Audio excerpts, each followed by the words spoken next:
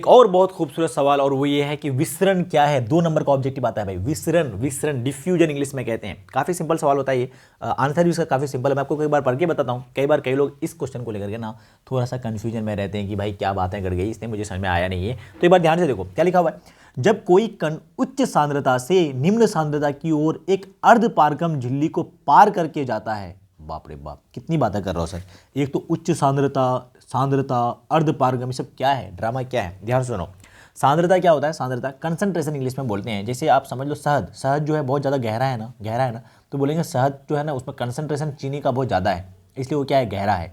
जबकि पानी में थोड़ा सा एक चम्मच डालो चीनी, तो वो जो शरबत बनी है तो उसकी कंसंट्रेशन यानी सांद्रता क्या होती है, कम होती है। तो कोई भी कण उच्च सांद्रता से निम्न सांद्रता की ओर गति करता है, किसके द्वारा, एक अर्धपारगम झिल्ली इंपॉर्टेंट है, सेमी परमिएबल मेम्ब्रेन बोलते हैं। क्या होता है सर, तो ये झिल्ली मतलब मान जाओ कोई भी ये झिल्ली है एक, और इसको ना क्रॉस करके कोई मटेरियल, कोई पदार्थ, कण जो है ना इधर से इधर जाने लगा है। मान जाओ इधर शहद रख दिए हम, शहद क्या है, शहद क्या है, हाईली कंसनट्रेटेड है ना, उच्च सांद्रता, और यहाँ रख दिए हम पानी, पानी जिसमें 1 चम्मच चीनी डाले हैं, तो लो कंसंट्रेशन, यहाँ बहुत गहरा गहरा है शहद सब।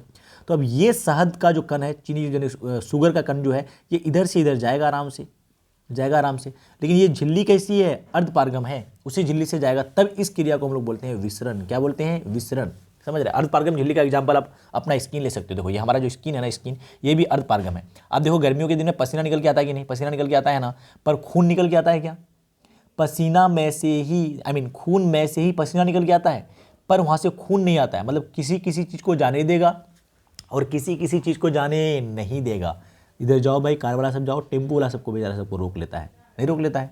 तो यही दिक्कत है, यही दिक्कत है। और ऐसा झिल्ली को क्या बोलेंगे हम लोग, अर्धपारगम झिल्ली। तो अर्धपारगम झिल्ली से कोई भी चीज़ high concentration to low concentration यानी उच्च सांद्रता से निम्न सांद्रता की ओर अगर गति करे तो उस गति का नाम है विसरण।